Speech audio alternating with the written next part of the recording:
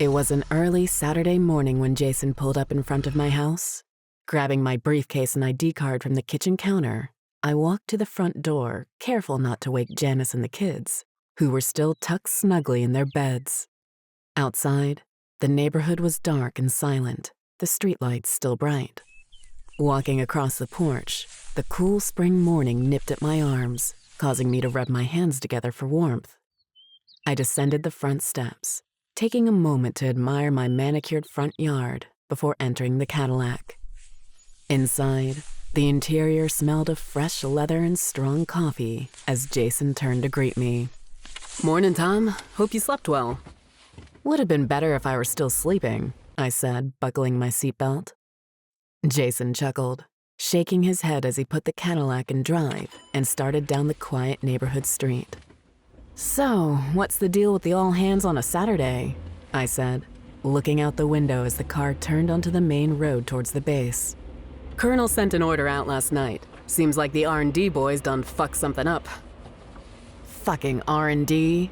I hope this isn't as bad as the autonomous recon trooper fiasco last year, I groaned.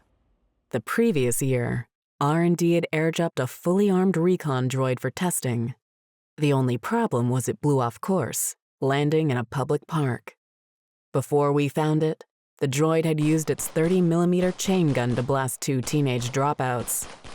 You know, the cleanup on that job still makes me want to take a shower, I said. Jason nodded in agreement, his eyes concentrated on the road as Casey Kasem announced the next top 40 on the radio. Together, Jason and I had worked at the base for 7 years, gaining each other's respect and trust as fellow scientific field agents. Despite Jason being 52 and sporting at least 280 pounds, he performed well. Generally, field work is for the young pups like me, but the brass wanted someone with seasoned experience. The best they could do was a guy that resembled a mall Santa Claus that enjoyed playing Dungeons and Dragons. We approached the main gate where 2 military policemen stopped us. The first, a young private, checked our ID cards, while an older sergeant used a telephone to confirm our entry to the base. After a few minutes, the older sergeant entered his duty shack, lowering the tire spike barriers and raising the gate for our entry. From there, we drove past several barricades until reaching another guard gate for the base lab. "We're here," Jason said, parking the car close to the entrance. I grabbed my briefcase from the floorboard and exited the Cadillac. The sun was just starting to crest over the horizon as I surveyed the semi-empty parking lot. "Were we the only ones to get the invitation?" I asked, looking to Jason as he struggled to put on his white lab coat. Not sure. Could be a need-to-know thing. You drive on the way back, he replied, tossing me the keys to the Cadillac. I put the keys into my pocket and began walking toward the front entrance where I scanned my access card to unlock the door. The lobby inside was sparsely decorated, with large potted plants that added a soft touch to the sterile white floor. Towards the back, a guard sat behind a large cherrywood desk that flanked a stainless steel elevator.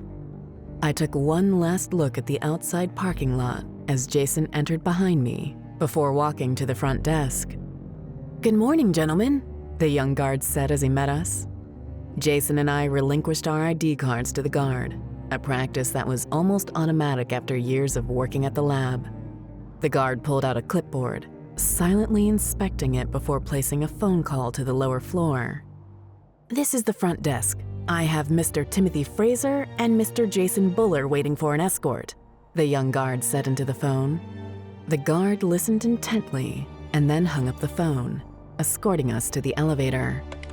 An electronic ding emitted from the control box as the up arrow flashed green. Jason rocked back on his heels, whistling, while the guard resumed his front desk duty. I pretended to look at my watch, trying to avoid small talk, when the elevator door opened, revealing Harker. Harker was a big man with short brown hair and a mustache that would make Tom Selleck jealous. As usual, he wore business attire, but had ditched the coat in favor of a white button-up shirt with the sleeves rolled up. On his shoulder, a brown leather strap hung low with an Uzi submachine gun attached. "Gee, Harker, what's with the hardware?" Jason said, pointing toward the gun. Harker grinned before motioning us onto the elevator. Got to escort you boys safely to the boss man. As I entered the elevator, I couldn't help but feel uneasy at the comment. Why would we need an armed escort down in the lab? Sure, security was tight, but I'd never seen Harker armed like this. My thoughts were interrupted as the elevator door shut and began its descent. Did you gentlemen catch the Redskins game last night? Harker asked, leaning against the elevator wall. Can't say I did, I responded, looking back at Harker and then to Jason. I haven't watched a ball game in 10 years, Jason said with a look of admiration. Really? Why? Harker asked, genuinely perplexed by Jason's response. Sunday is my campaign day. We're playing the Keep on the Borderlands, Jason smiled. This answer seemed to confuse Harker even more, the elevator bouncing to a stop and the door opening to reveal the main lab hallway. On each side, doors branched off to various wings of the facility, illuminated by the hum of bright fluorescent lights. All right, gentlemen, I got orders to escort you to the break room and then to the head. You're not to leave my sight at any time. We got 15 minutes before meeting with the colonel, so do your business now, Harker said, stepping out of the elevator. I'd like to visit the restroom first, Jason said, raising his hand like a student would in the classroom. Harker let out an audible sigh. All right, let's reverse the order of the agenda then. Follow me. We walked along, our steps squeaking on the shiny tile floor before coming to a stop at the nearest bathroom. Harker motioned for us to stand against the wall as he opened all 3 of the bathroom stalls before walking back and sitting on the counter. All right, gentlemen, it's safe. I took a step forward to the urinal while Jason walked to the nearest stall. Harker rushed to the stall that Jason entered, his hand firmly gripping the door before Jason could close it. Sorry, champ. Gotta have eyes on you, Harker said. Seriously? You're gonna sit there and watch me take a dump? Jason replied in disbelief. Orders are orders, champ. Just close your eyes and pretend you're at the beach or something. Since when have I taken a shit on the beach? Jason retorted. Hey, you use that nerd imagination of yours to teleport wherever you want. But the door stays open, Harker said with a look of authority. What the hell was going on here? I thought as I finished relieving myself. Whatever it wasn't good. And the faster we found out, the sooner we could leave this subterranean shithole. Jason gave up on his morning poop by flushing the toilet with a look of frustration. Don't worry, champ. There'll be more bathroom breaks in the future, Harker said with a relaxed smile. After washing our hands, we elected to bypass the break room, instead choosing to head to the colonel's office. Harker knocked on a wooden door that proudly displayed a brass-polished plaque with Colonel William Weston on it. A few seconds ticked by until the door was opened by a large black man dressed like Harker. You verify these 2 haven't left your sight? The man said, pointing his Uzi at Harker. Been with them the whole time. Even watched Willy Wonka over there try to make fudge. Jason turned a shade of red at the remark as Harker looked down at the barrel of the submachine gun and then back up to the man, waiting for a response. All clear, sir, the man said, lowering the gun and opening the door to the office. Silently, we filed into the room as Harker pointed to 2 leather chairs for us to sit. Behind a large oak desk sat the colonel, a balding white man in his 60s. His uniform was adorned with various campaign ribbons and badges, indicating his years of military service. Good morning, gentlemen. I see Harker has safely escorted you inside. This is Chambers. He's a security professional like Harker, the colonel said, rifling through a red folder with the words Top Secret stamped across the front. Jason and I looked at each other as the colonel pulled 2 pages out and neatly arranged them on his desk before speaking. Last night, Dr. Kenji and 3 others in R&D were working on Project Companion when a security breach was detected.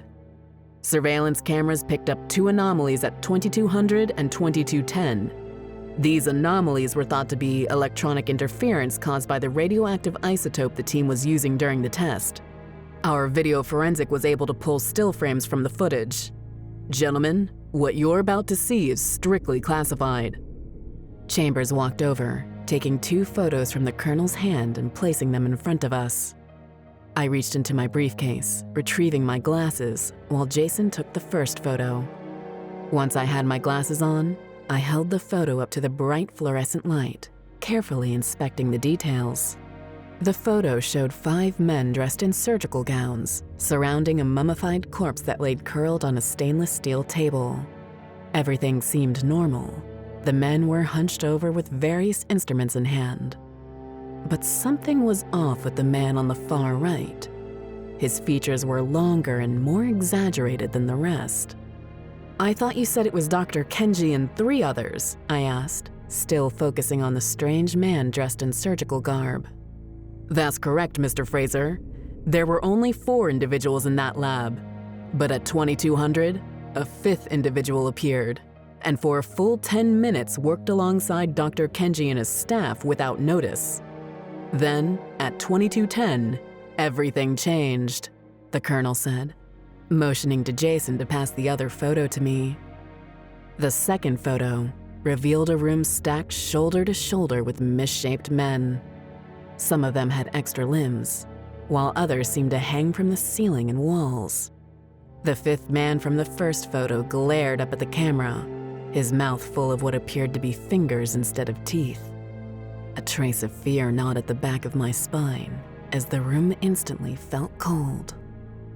"Mr. Kenji and his staff were terminated by the lab's emergency incinerators," the colonel said, leaning back into his leather chair. "You mean they're all dead?" Jason questioned. "So if the lab incinerators destroyed everything, then why are we here?" I said, looking back at the photo. Chambers stepped forward, taking the photos before speaking. "Security sensors detected motion outside the lab right after the incident. As per protocol, we locked down the east wing and pumped in decontamination foam. That's when we lost contact with the control room." "How many were in the control room?" Jason asked. 3, Saunders, Fisk, and Nelson. "Where are they now?" I asked. Chambers went to answer, but the colonel held up a hand before responding. "Gentlemen, anyone who is in the East Wing should be considered no longer with us, which leads me to why you're both here. I need a solution to stop this before it spreads any further." "I recommend a mixture of hydrofluoric acid," the man standing in the far corner said. I hadn't seen him when we first entered the colonel's office, yet I felt he had always been there. I looked at Jason, who had the same puzzled look, before turning back to the colonel. The colonel shifted in his seat with a perplexed look. "I'm sorry, gentlemen, this is I'm a doctor," the man said as he crossed 2 of his arms and rested another pair on his hips. "Yes, doctor, apologies, I forgot you were there," the colonel replied. "Hydrofluoric acid is oddly specific for this task. Why do you propose we use that?" Jason asked. The doctor's right eye seemed to droop down to his cheek as he walked to a chalkboard behind us. Both Jason and I turned to face him as he began to draw on the board. "Think of the anomaly like a funhouse of mirrors that distort your image. When you enter, the first mirror you see reflects yourself. The same reflection is cast to other mirrors that surround you, and those images are cast to even more mirrors. Your image is still familiar, but now vastly different as the reflection moves further away." The doctor drew on the board to articulate his lesson. The drawings were a mix of scribbles and scratches that resembled what a 2-year-old might do given the same piece of chalk. "We can't smash the mirrors. That would only make more shards, more reflections. What we need to do is dissolve the mirrors. Thus, hydrofluoric acid," the doctor said, with a smile that stretched past his ears. Suddenly, the doctor's chest exploded as the room filled with the crack of automatic gunfire. I dropped to the floor as a burst of hot lead exploded the doctor's head into a red mist of teeth, hair, and bone. The body swayed back and forth, falling to the floor only inches from me. Hot bile mixed with this morning's oatmeal spewed forth as I vomited. My ears and head pounded from the concussion of the gunfire. "Jesus Christ, you shot the doctor!" the colonel shouted, peering behind his desk. "Sir, he's not human," Harker said, pointing the smoking barrel of the gun at the lump of flesh. Jason crawled back away from the body. "I shit myself!" he cried. I leaned against the chair, looking at the remains. The clothes were nothing more than skin imitating the pattern and color of the clothing he wore. How did I not see the extra pair of arms or the multitude of fingers on his hand? I stood up, wiping the oatmeal from my mouth and lending a hand to Jason. "Good thing we got it," said a woman next to Chambers. I rubbed the bridge of my nose with my thumb and index finger, pointing towards the woman. "She's not real." The woman stepped back, squeezing her 3 breasts together. "Honey, I'm all real woman." Chambers unloaded his Uzi, causing Jason to fall back on his ass with a grimace of disgust. The woman's body seemed to dance with the gunfire until it slammed into the wall and slid to the floor, leaving a bloody skid mark. Chambers ejected the empty magazine, inserting a fresh one into the gun and cocking the bolt back. White, bellowing clouds of spent gunpowder hung heavy in the air, stinging my eyes. "What the fuck?" Jason yelled as he crawled back to his feet. The colonel climbed from behind his desk, inspecting the woman's body, while Harker moved to the office door. "Your orders, sir." The colonel seemed to linger before going to a red phone on his desk. "We need to do a full incineration of the site." "What the fuck?" Harker exclaimed. "That'll roast us," Jason protested. I leapt forward, putting my hand over the phone receiver before interjecting. "I have a better idea. We get chemical suits from the supply room and flush the site with hydrofluoric acid." "You want us to take an acid bath?" Jason interjected. "The suits are acid resistant, and we can wash ourselves off with the locker showers once the acid has been dispensed. Anything not wearing a suit is going to be a big steamy pile of gore once we're done." "You're gonna listen to that thing's advice?" Chambers said with a look of confusion. "I think the anomaly is an extension of our own selves, or at least it thinks it is. It creates its own persona based on what it's interacted with. So if Dr. Kenji had suggested the acid prior to the lab being incinerated, then the anomaly might use that same dialogue as camouflage.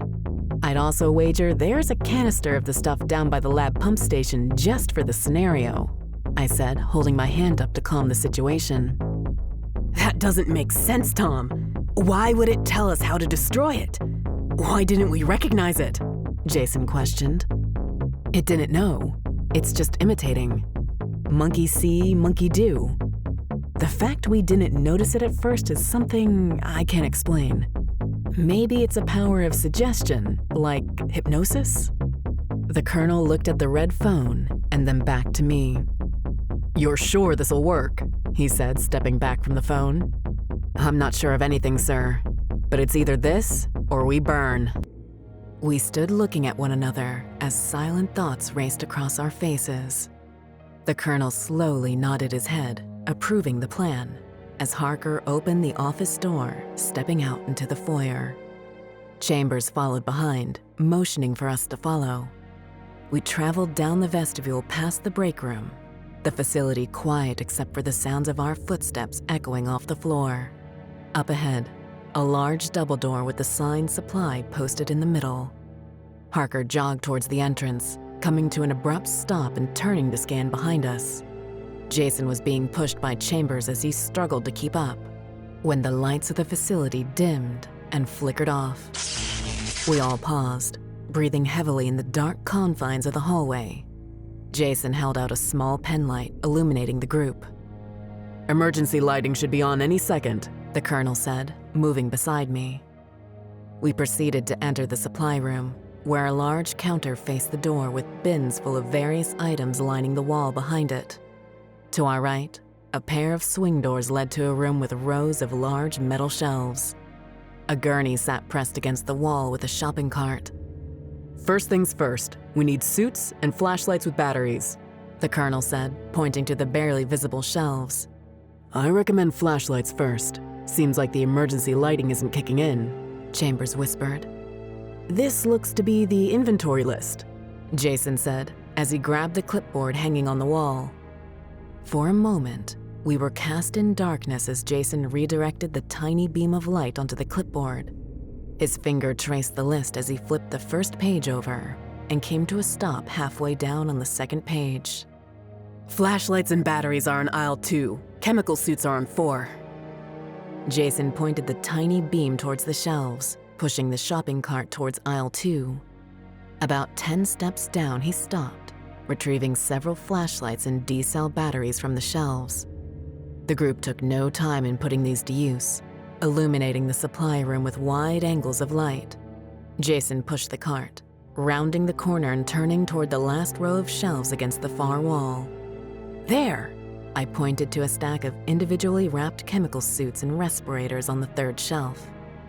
Jason stopped in mid-stride, turning away from the group and walking toward the nearest aisle.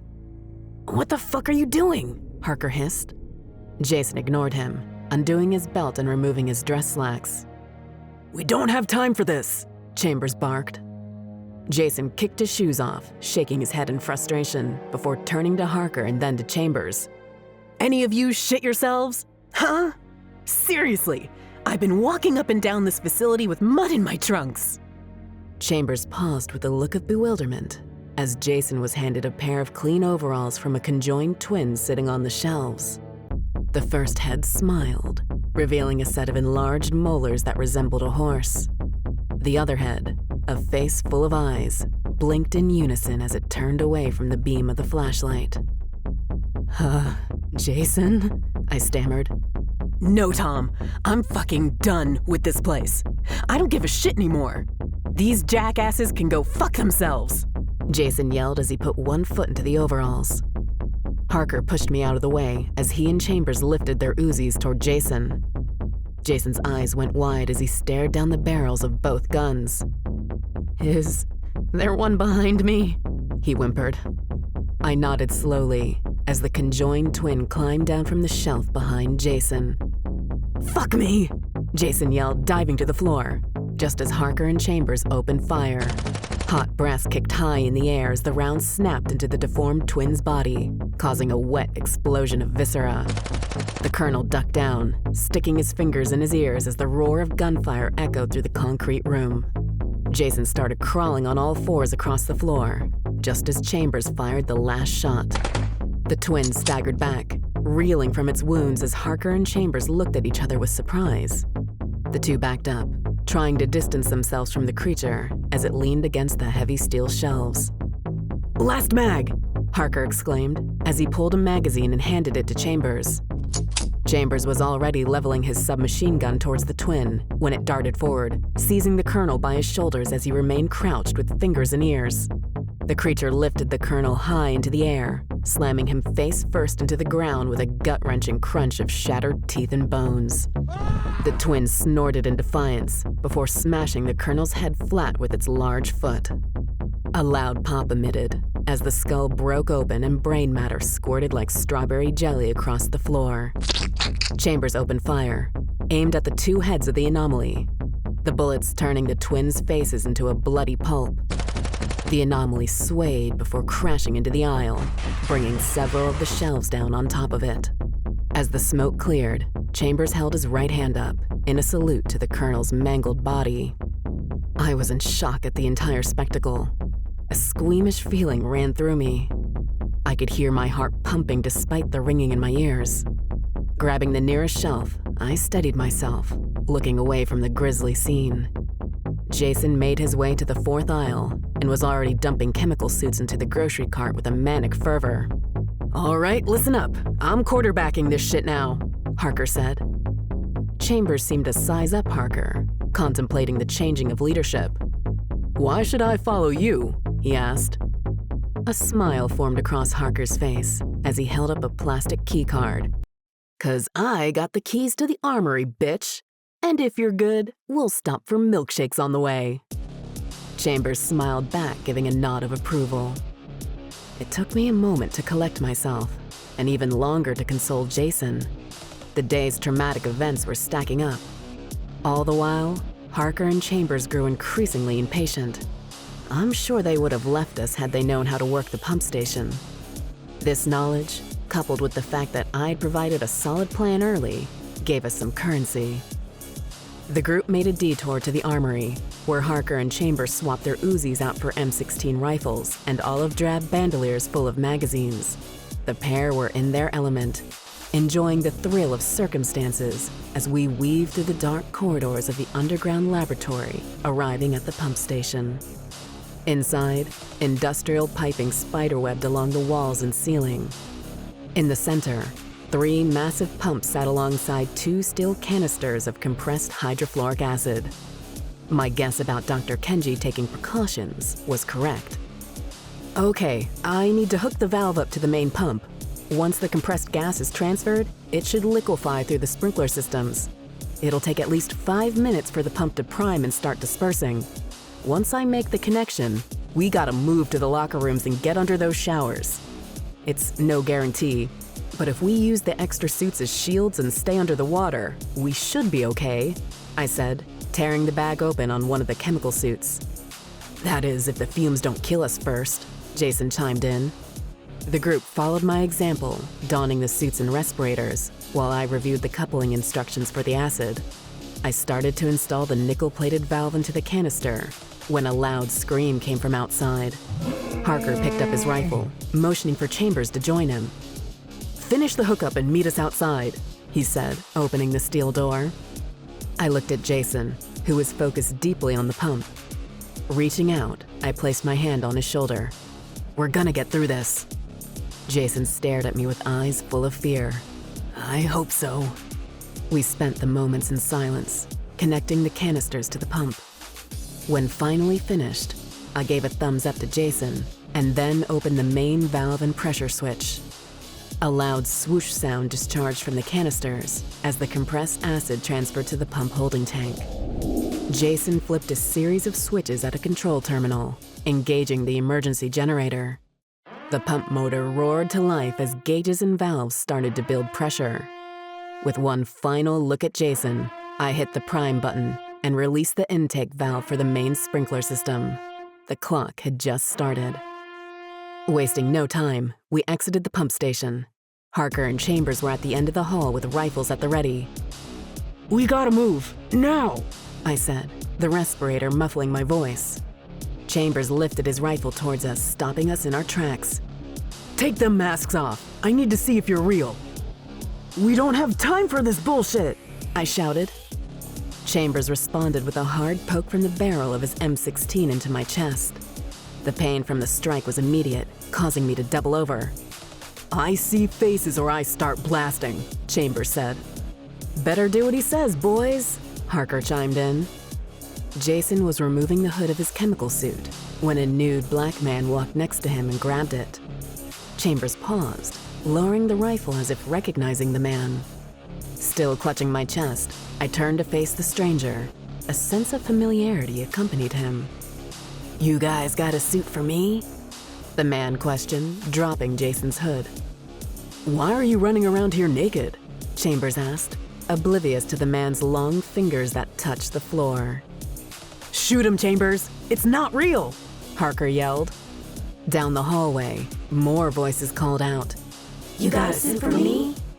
causing Harker to turn to face a massive figures walking towards us out of the darkness. "Fuck!" Harker bellowed, firing at the incoming crowd. The report of the rifle seemed to refocus Chambers as he stepped back, emptying his rifle into the bald man.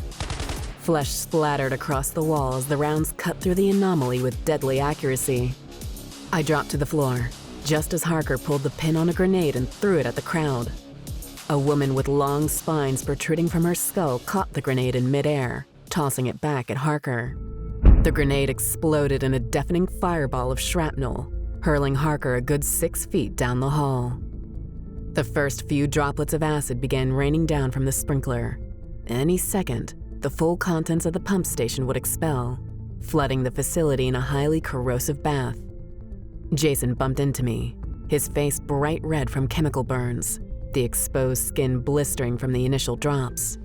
Desperately, he tried to cover his face using his gloves, But the acid continued to fall. I reached for my friend as he fought to escape the overbearing pain of the acid. Chambers redirected his rifle towards the group that Harker was fending off. A man with 8 legs scurried across the ceiling towards us like a grotesque spider.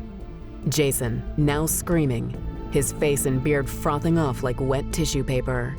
Pink foam bubbled from his nose and mouth as he collapsed into my arms. I reached to pick him up, recoiling in horror as my gloved hand came away with globs of sticky flesh. "Airborne, motherfucker!" Chambers yelled, cutting the spider in two with a burst from his rifle. I dropped Jason and ran, my legs driving harder and faster with each step. 3 deformed men tackled Chambers. The 4 struggled, Chambers managing to shoot one in the chest, just before another sunk a fire axe into his shoulder. The fight disappearing in the darkness and torrents of acid now coming down in full force. I could barely see through the fumes, the acid interacting with the environment around me. Floor tiles cracked, while paint peeled from the walls and plastic fittings began to melt. Bursting through the locker room doors, I ran to the showers, turning the faucet on until a jet of water spewed forth. The protective membrane of my suit was quickly turning to goo, but the water seemed to halt the damage. I stood under the shower for what seemed like an eternity. All around me, the anguished cries of the anomaly could be heard as the acid did its job. I thought about Janice and the kids waiting for me back home. I thought about Jason and his metal D&D miniatures at my dinner table. Tears ran down my face as I prayed for the horror to be over. When the sprinklers did stop, I cautiously exited the locker room, navigating through the nightmarish corridors of the facility with flashlight in hand. Piles of steaming bodies littered the passageways, a sight that made me drive heave into the respirator. After several minutes, I found the main lobby where the elevator was. In front of me stood a young naked boy, shivering in the beam of my flashlight. The boy was only 5 or 6 years of age, his face red from crying. "Please, no more hurt," the boy cried as he wiped snot from his nose. There was an innocence about the child, and I knew he didn't belong. When I stepped towards him, he retreated with a face of genuine fear. "You're the original?" I asked. The boy looked down to the floor before replying, "I'm what's left. I just wanted to be." "You killed the others!" I yelled, balling my fists together, hot rage welling up inside. The boy jumped at the sound of my voice and began shaking. "They kept trying to hurt us. Hurt me." I stopped my advance, the anger slowly receding. It was true. The anomaly had tried several times to coexist, and each time it was torched, poisoned, shot, and finally dissolved. Could it be the anomaly was its own life force, not just a twisted image of us? I took off my glove and reached my open hand out towards the child, the boy cautiously taking it. We rode the elevator up and walked out into the sun shining through the windows of the lobby. The guard met us with his weapon drawn, but lowered it with a look of confusion. "Behave yourself," I said, looking down to the boy. The boy looked up to me and then waved at the guard. "Bring your son to work day, remember?" I said. The guard, still baffled, nodded and stepped to the side, allowing us to exit. When we arrived home, Janice met us on the front porch. Toby, my son, and Sarah, my daughter, washed me off with the garden hose before I took the chemical suit off. Janice brought fresh clothes from the house, handing me a towel to dry off and an oversized shirt for the boy. They were curious about the boy, seeming to accept his presence the longer he was there. I sat on the porch step, my wife joining me. Toby and Sarah whispered something and giggled, causing the boy to smile. Then the 3 were off chasing each other through the manicured front yard as the sun dipped past the trees of our neighborhood. I didn't know what would come next. Would the army come knocking? What would I do about Jason? Had I made a mistake bringing the anomaly home after seeing what it could do? My wife leaned her head on my shoulder, taking my hand into hers. The boy was now chasing Toby around a creep myrtle, while Sarah jumped up and down laughing. The anomaly was becoming what it always wanted to be, accepted.